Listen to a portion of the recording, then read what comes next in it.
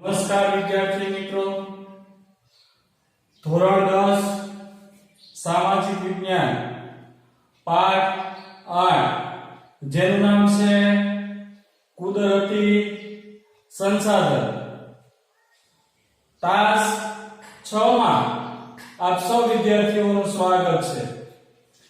આપણે તાસ 5 માં જમીનના 8 પ્રકારો પૈકી આપણે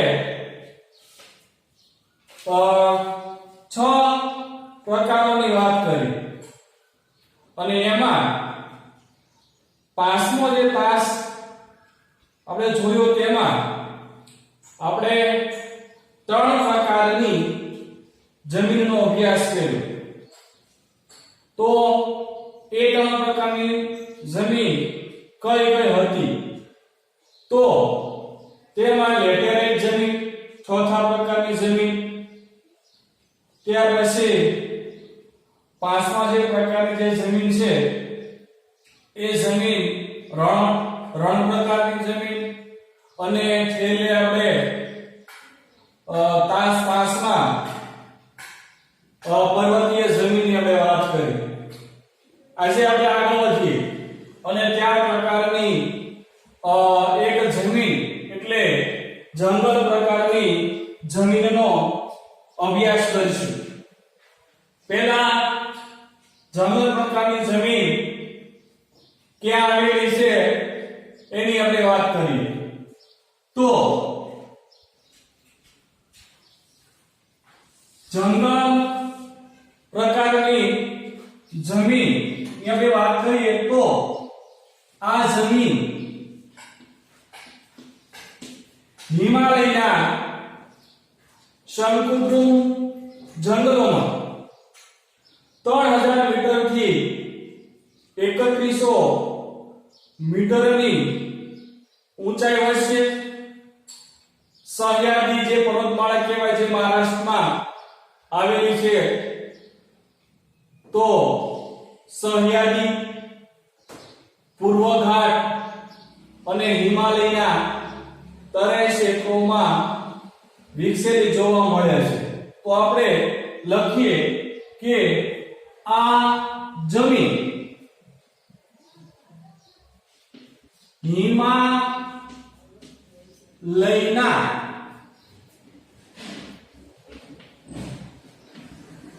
શંકુદ્રુમ જંગલોમાં 3000 મીટરથી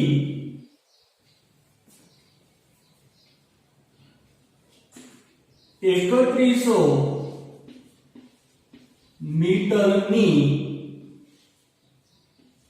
ઊંચાઈ ના વચ્ચેના ભાગમાં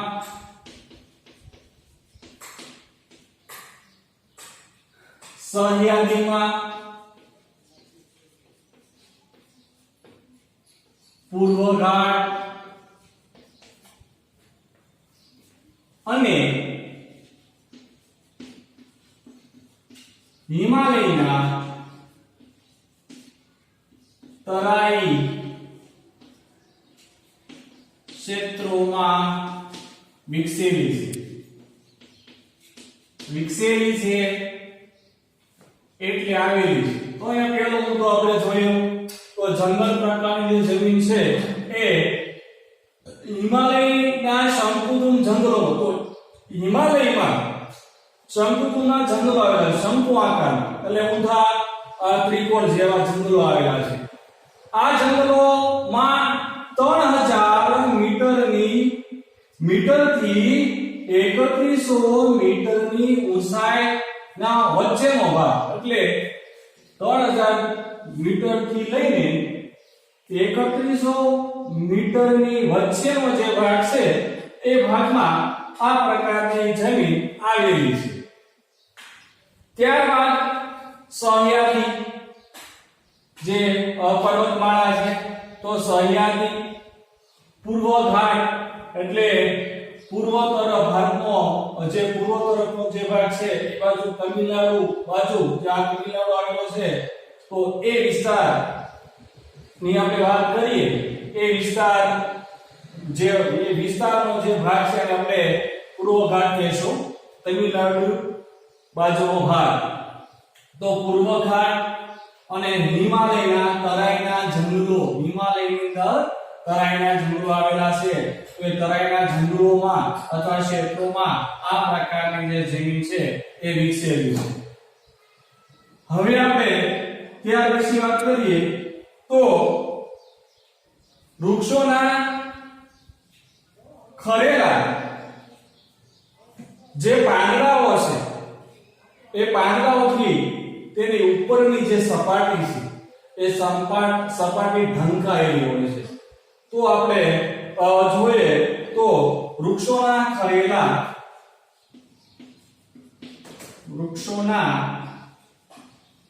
ખરેલા પાંદડાથી તેની ભૂસપાટી ઢંકાયેલી હોય છે એટલે વૃક્ષોના જે પાંદડા છે એ પાંદડા ખરી જાય અને ખરવાને કારણે તેની ઉપરની જે સપાટી છે જે ભૂસપાટી કહીશું એ સપાટી ઢંકાઈ જાય છે હવે આ જે પાંદડા છે ખરેલા પાંદડા તે ખરેલા પાંદડા સડે હળવાથી આપણી ભાષામાં આપણે હળવું કહીએ પણ એનો મૂળ શબ્દ છે સડવું તો સડવાથી જૈવિક પ્રયોગો જે પ્રમાણ છે વધે છે અને વધવાથી મિત્રો તેની ઉપરનો જે ભાગ છે ભૂસપાટીનો જે ભાગ છે એ કેવો ભાગ બની જાય છે કાળો ભાગ બની જાય છે તો આપણે લખશું કે અને જે પાંદડા સડવાથી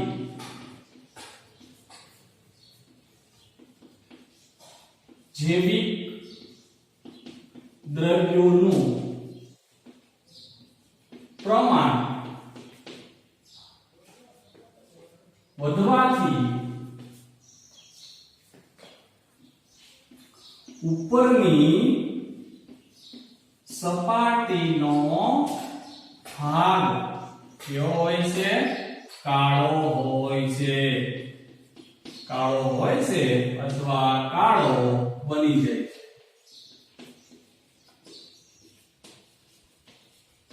તો મિત્રો અહીંયા વાત કરી કે વૃક્ષોના ખરેલા જે પાંદડા છે એ પાંદડાઓથી ભૂસપાટીનો જે ભાગ છે ઢંકાઈ જાય છે ઉપરનો જે ભાગ છે જમીનના ઉપરનો ભાગ જેને આપણે ભૂસપાટીનો ભાગ કહીશું તે ભાગ આ ખરેલા પાંદડાઓથી આખો ઢંકાઈ જાય છે અને ઈ પાંદડા ધીમે ધીમે સમય જતા સડવા લાગે છે સડી જાય છે અને સડવાથી મિત્રો જૈવિક જે દ્રવ્યો કહીશું એનું પ્રમાણ વધી જાય અને એ જૈવિક દ્રવ્યોનું જે પ્રમાણ વધી જાય ત્યારે જમીનનો જે ભાગ છે એ કેવો બની જાય છે કાળો બની જાય છે હવે આપણે ત્યાર પછી વાત કરીએ તો આ જે જમીન તળમાં નીચેની તરફ જતા તેનો જે રંગ છે એ ભૂરો કે લાલ રંગમાં ફેરવાઈ જાય છે તો જે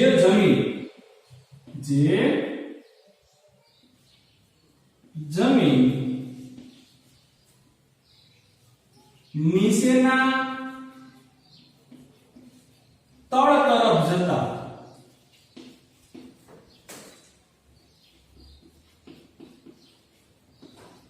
ભૂરા કે કેવા રંગમાં લાલ રંગમાં ફેરવાઈ જાય છે લાલ રંગમાં ફેરવાઈ જાય છે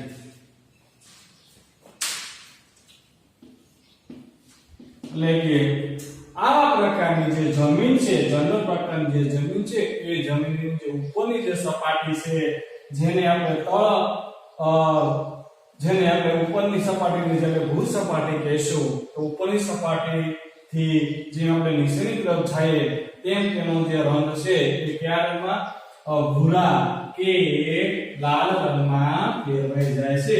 એટલે કે જે જમીન એટલે કે જંગલ પ્રકારની જમીન નીચેના તરફ જતા એટલે કે નીચે તરફ ઉપરથી નીચે તરફ જતા તે કયા રંગમાં ફેરવાઈ જાય છે? તો કે ભૂરા અથવા તો જે લાલ રંગ છે એ લાલ રંગમાં ફેરવાઈ જાય છે. તો આવા પ્રકારની જમીનમાં આપણે કેવા પ્રકારના પાકો લઈ શકાય એની આપણે વાત કરીએ તો આ પ્રકારની જમીનમાં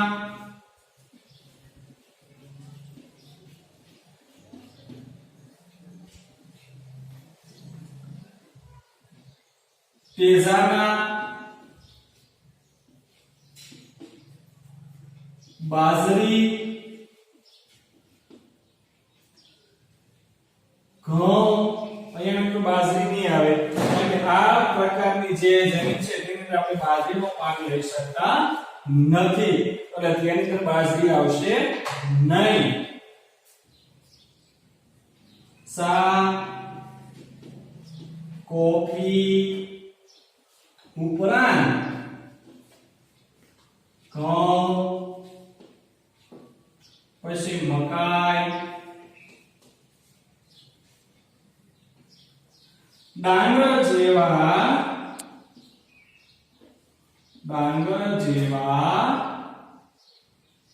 પાકો લેવાય છે. તો વિદ્યાર્થી મિત્રો આપણે આ પ્રકારની જે જમીન છે એ જમીનમાં આપણે કેવા પ્રકારના પાકો લઈ શકાય તો આ પ્રકારની જમીનમાં શાક, ત્યાર પછી કોફી ઉપરાંત તેજાના જે છે તેજાનાનો પણ પાક લઈ શકાય, પછી ઘઉં છે, મકાઈ છે, પછી ડાંગર જેવા પાકો લેવાય છે. હવે આ જમીનનો જે વિસ્તાર છે એ મર્યાદિત છે. તેનો જે વિસ્તાર છે કેવો છે? મર્યાદિત છે. એટલે થોડા ક્ષેત્રોમાં જ આવા પ્રકારની જે જમીન છે એ જમીન જોવા મળે છે. એટલે આ જમીન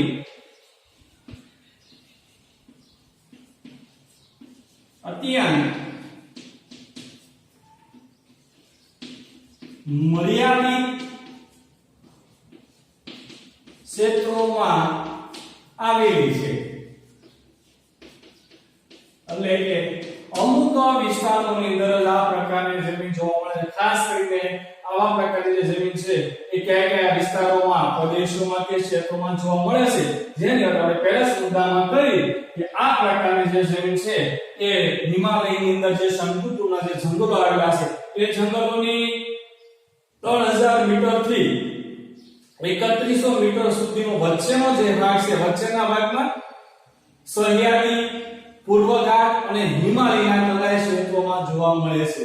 એટલે આ જમીન અત્યંત મર્યાદિત ક્ષેત્રોમાં આવેલી છે. આ સિવાય બીજા અન્ય ક્ષેત્રોમાં આપણે આવા પ્રકારની જમીન છે જોવા મળતી નથી. તો મિત્રો આપણે વાત કરી જંગલના જે પ્રકારો છે એ પ્રકારો પૈકીનો 7મો પ્રકાર જે જંગલ પ્રકારની જમીન, એનો આ પ્રકારની જમીન ક્યાં જોવા મળે છે એની વાત આપણે પહેલા મુદ્દામાં કરી.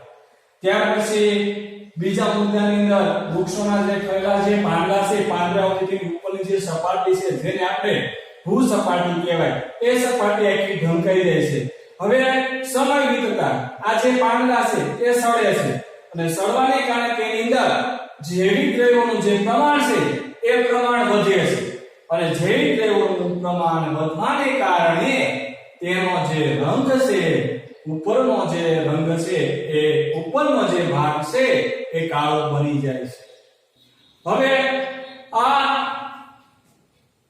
જે જમીન છે એ જમીન આવા પ્રકારની જમીન ઉપરની સપાટી તરફથી નીચેના જે તળ તરફ આપણે જઈએ તેનો જે રંગ છે એ કેવો રંગમાં ફેરવાઈ જાય છે? તો કે ભૂરા કે લાલ રંગમાં ફેરવાઈ જાય છે. હવે આ પ્રકારની જમીનની અંદર કેવા પ્રકારનો પાકો લઈ શકાય? તો આ પ્રકારની જમીનમાં તેજાના, શાકભાજી ઉપરાંત બીજા ઘઉં, મકાઈ, ડાંગર જેવા પાકો જે છે લેવાય છે. અને મિત્રો આ જમીન છે અત્યંત મર્યાદિત ક્ષેત્રોમાં જ આવેલી છે અને એનો જે વિસ્તાર છે એ ખૂબ જ ઓછો છે. અમુક વિસ્તારોમાં જ આ પ્રકારની જમીન જોવા મળે છે અને કેવા કેવા ક્ષેત્રોમાં આ પ્રકારની જમીન જોવા મળે છે એની વાત આપણે પહેલા મુદ્દામાં કરી. હવે ત્યાર પછીની છેલ્લી જમીનનો છેલ્લો પ્રકાર એ છે દલદલ કે પીટ પ્રકારની જમીન.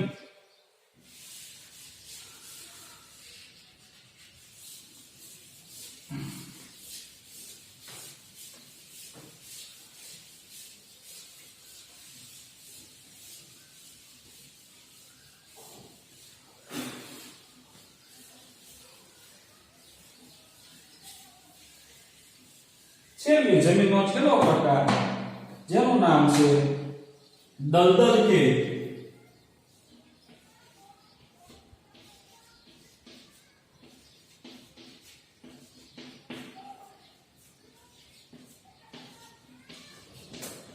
પીટ પ્રકારની જમીન.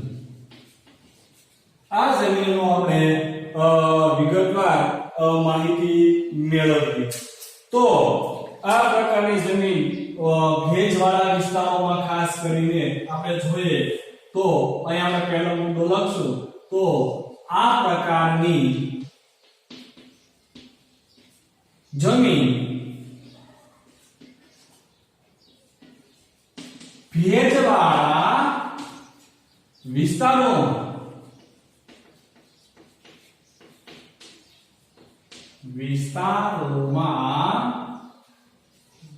જૈવિક દ્રવ્યનો સંચય એટલે સંગ્રહ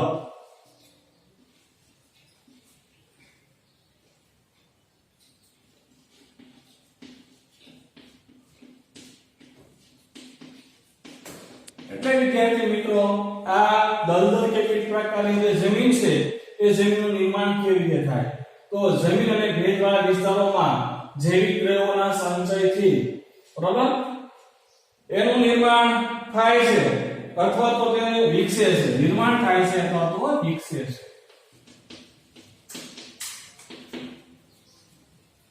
ત્યાર પછીના મુદ્દાની વાત કરીએ તો આ વર્ષા ઋતુ દરમિયાન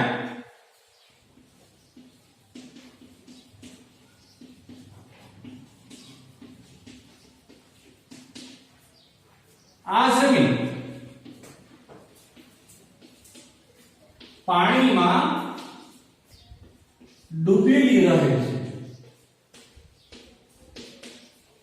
તો ખાસ કરીને વર્ષા ઋતુ દરમિયાન એટલે ચોમાસાની જે ઋતુ છે એ ઋતુ દરમિયાન આ પ્રકારની જે જમીન છે એ પાણીમાં ડૂબેલી રહે છે.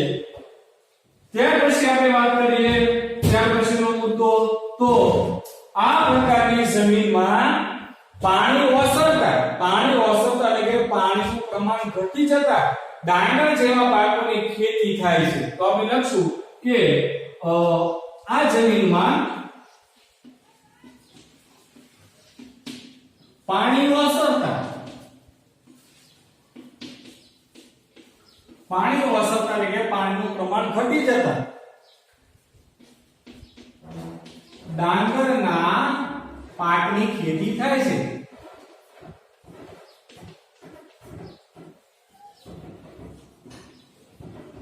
ડાંગરના પાકની ખેતી થાય છે. આપ સૌ જાણો છો કે ડાંગરનો જે પાક છે ડાંગરનો પાક ને જે ખેતરમાં પાણી ભરેલું હોય છે તે પાણી ભરેલા ખેતરમાં રોપવામાં આવે છે. તો વધારે પડતું પાણી જ્યાં સુધી વધારે પડતું પાણી હશે ત્યાં સુધી આ જમીનની અંદર મિત્રો આપણે ડાંગરનો પાક લઈ શકતા નથી. પણ જેવું પાણી ઘટી જશે પાણી ઓસરી જશે ત્યારે તેમાં ડાંગરનો જે પાક છે એ લેવાય છે એટલે કે ડાંગરના પાકની ખેતી થાય છે. હવે આપણે જોઈએ તો આ જમીનમાં જૈવિક દ્રવ્યો અને ક્ષારોનો બહુલતા હોય છે. આપણે જોઈએ તો આ જમીનમાં અથવા તો આ પ્રકારની જમીનમાં અજૈવિક દ્રવ્યો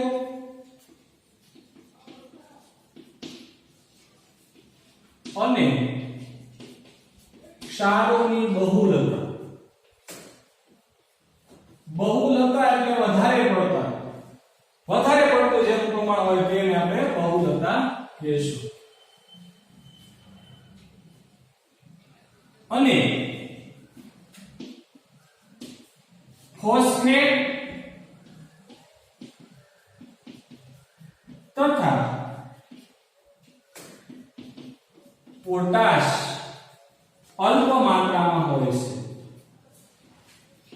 અલ્પ માત્રામાં એટલે ઓછી માત્રામાં. અહીંયા બહુલતા એટલે કે વધારે પ્રમાણમાં. તો આ પ્રકારની જમીનમાં જે જૈવિક દ્રવ્યો અને ક્ષારોની બહુલતા એટલે વધારે પડતા હોય છે અને જ્યારે ફોસ્ફેટ અને જે પોટાશ છે એ અલ્પ માત્રામાં હોય છે એટલે એનું પ્રમાણ છે એ ઓછું હોય છે. ત્યાર પછી આપણે વાત કરીએ તો આવી જમીન કયા વિસ્તારોમાં જોવા મળે છે એની આપણે વાત કરીએ તો આવા પ્રકારની જે જમીન છે એ ઓડિશા, પશ્ચિમ બંગાળ, ઉત્તરાખંડનો અલમોડા જિલ્લો છે, આવા બધા વિસ્તારોમાં આ પ્રકારની જમીન છે જોવા મળે છે. તો લખશો આપણે ત્યાર પછી આપણે નોંધવું જોઈએ તો આ જમીન ઓડિશા, ત્યાર પછી પશ્ચિમ બંગાળ,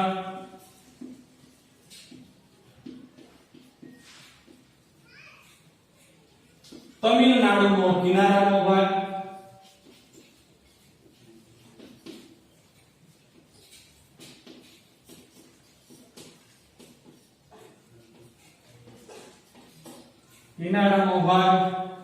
ત્યાર પછી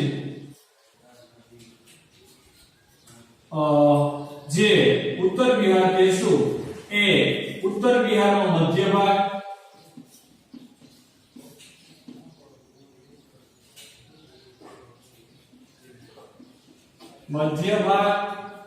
અને ઉત્તરાખંડ રાજ્યના અલમોડા જે ઉત્તરાખંડ રાજ્યનો જિલ્લો છે. અલમોડા જિલ્લામાં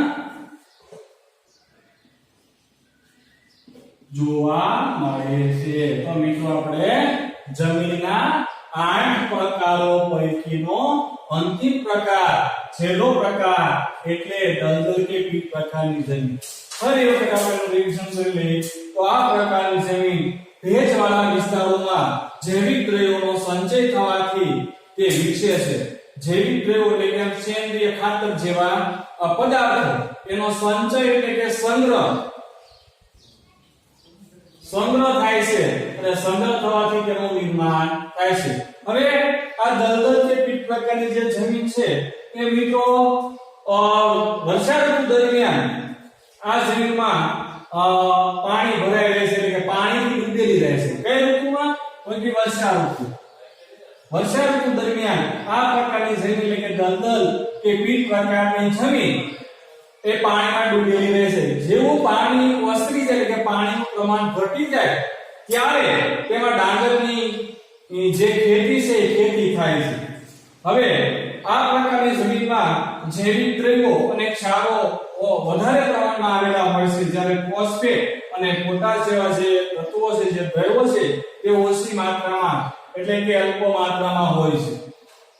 આ પ્રકારની જમીન છે ભારતના કયા વિસ્તારોમાં જોવા મળે છે તો એની આપણે છેલ્લા મુદ્દામાં વાત કરી તો આ પ્રકારની જે જમીન છે એ ઓડિશા, પશ્ચિમ બંગાળ, તમિલનાડુનો જે કિનારાનો ભાગ છે એ કિનારાના ભાગમાં, ત્યાર પછી જે ઉત્તર બિહાર એટલે બિહારનો ઉત્તર ભાગ અને ઉત્તર ભાગનો વચ્ચેનો જે ભાગ એટલે મધ્ય ભાગ કહીશું તો મધ્ય ભાગમાં, અને ઉત્તરાખંડ જે રાજ્ય છે તેનો એક અલમોડા જિલ્લો એ જિલ્લામાં આ પ્રકારની જે જમીન છે જોવા મળે છે. મિત્રો અહીંયા આપણે જે ખેતીના જે જમીનના જે 8 પ્રકારો જે પાડવામાં આવ્યા છે એ આપણે 8 પ્રકારનો અભ્યાસ કર્યો. હવે મિત્રો આપણે ત્યાર પછીનો જે આપણે મુદ્દો છે તે છે જમીન ધોવા. એક નવો મુદ્દો આપણે ચાલુ કરીએ. અહીંયા આપણે જમીનોના જે 8 પ્રકારો આપણેનો અભ્યાસ કર્યો. હવે ત્યાર પછીનો આપણે એક નવો મુદ્દો જે છે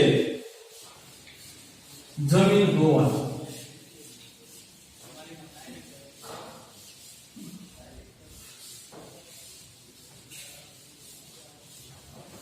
મિત્રો આપણે જે છેલ્લા પ્રકારની જે જમીન જોઈ એ જમીનનો એટલે કે દલદલી પ્રકારની જે જમીન છે એ જમીનનો આપણે જે ફોટો છે એ ફોટો જોઈ લઈએ.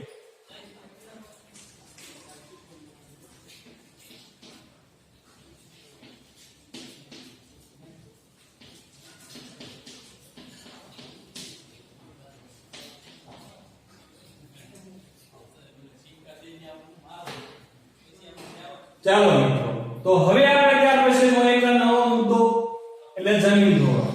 તો જમીન ધોવાણ કોને કહે છે એની આપણે વ્યાખ્યા લઈએ.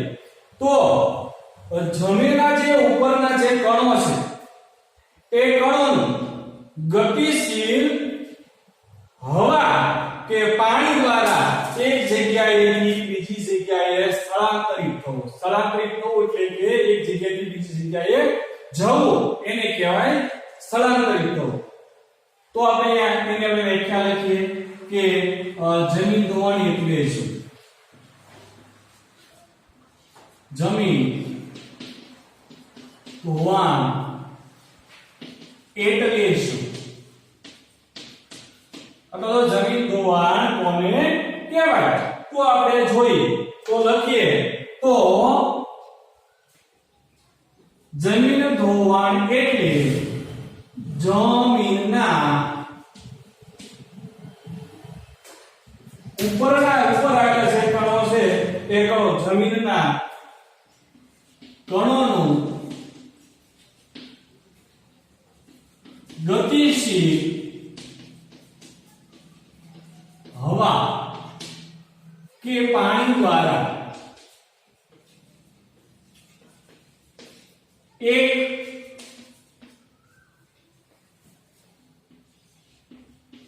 જગ્યાએથી બીજી જગ્યાએ સ્થળાંતરિત થવું.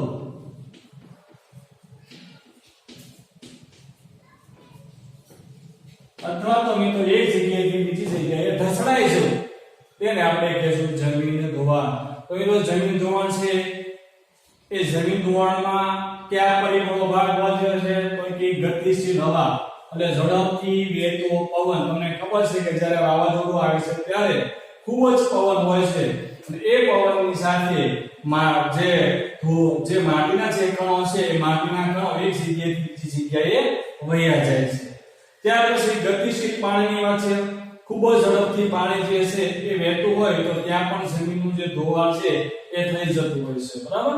તો ફરી વખત આપણે જોઈ લઈએ કે જમીન ધોવાણ એટલે શું?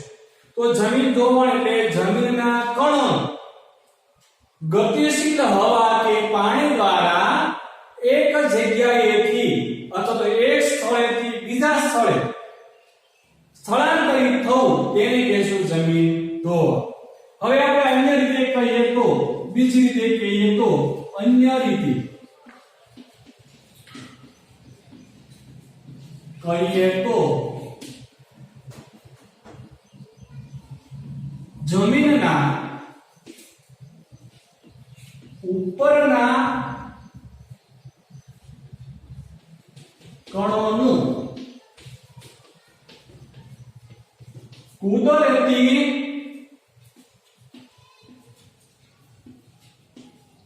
પરિબળો દ્વારા અન્યત્ર સ્થાનાંતર થવું. એટલે બીજી રીતે આપણે કહીએ તો મિત્રો જમીનના જે ઉપરના જે કણો છે એ કણોનું કુદરતી પરિબળો દ્વારા અન્ય એટલે કે બીજી જગ્યાએ સ્થાનાંતર થવું એટલે કે સ્થળાંતર થવું, બરાબર, એટલે ઘસડાઈ જવું. તો કુદરતી પરિબળો એટલે કયા પરિબળો મિત્રો? તો કે હવા અને પાણી, એ બંને કુદરતી પરિબળો છે. એટલે બીજા અર્થમાં આપણે એવું હોય તો કહી શકાય કે જમીનના ઉપરના કણો કુદરતી પરિબળો દ્વારા એટલે કે હવા અને પાણી દ્વારા એટલે કે કોઈ અન્ય સ્થાને કોઈ બીજા સ્થાને સ્થાનાંતર થવું, સ્થળાંતરિત થવું, તેને પણ જમીન કહેવાય છે. તો મિત્રો જમીનનું જે ઉપરનું જે પડ છે, જે ભૂ સપાટી છે, એ સપાટી બનતા વર્ષો વીતી જાય છે. તો આપણે લખશું તો જમીનનું ઉપરનું જે પડ છે અથવા તો સ્તર છે, જેમાં શું આવેલું હોય? જેમાં કણો આવેલા હોય છે. સ્તર બનતા વર્ષો વીતી જાય છે. એટલે મિત્રો ઉપરની જે વર્ષો વીતી જાય છે, ઉપરની જે સપાટી બનતા ઘણા બધા વર્ષો વીતી જાય છે. તો મિત્રો આ જે ઉપરની જે સપાટી છે, એ સપાટી જ ખેતીને લાયક છે. જો આ પાણી દ્વારા અને હવા દ્વારા અથવા તો પવન દ્વારા જો ઉપરના જે કણો છે એનું જો સ્થળાંતર થઈ જાય એટલે કે કોઈ બીજી જગ્યાએ ઘસડાઈ જાય તો એવી જમીનમાં આપણે ખેતીનું જે ઉત્પાદન છે એ ઘટે છે. એટલે કે અમુક જે પાકો છે એ પાકનું ઉત્પાદન બરાબર થાય નહીં, બરાબર. તો મિત્રો આ જમીનનું ધોવાણ ન થાય એના માટેના જે ઉપાયો છે એ આપણે વિચારવા પડશે. તો આ જમીનનું ધોવાણ અટકાવવું જોઈએ, જેથી કરીને ખેતી જે છે ખેતી છે એ ખેતી ટકી રહેશે. જો મિત્રો આપણે આ જમીન ધોવાણને અટકાવશું નહીં તો ઉપરની જે સપાટી જે છે જે ખેતીને લાયક છે એના પર અમુક પાકો છે લઈ શકાશે નહીં, બરાબર. તો આપણી ખેતીને ટકાવી રાખવા માટે આ જમીનનું જે ધોવાણ છે આપણે અટકાવવું પડશે. તો જમીનનું ધોવાણ અટકાવવા માટેના ઉપાયો કયા છે એની વિસ્તૃત જે માહિતી છે એ હવે પછીનો ક્લાસ 7 માં આપણે જ્યારે ફરી વખત મળશું ત્યારે એના ઉપાયોની આપણે વાત કરશું. અસ્તુ.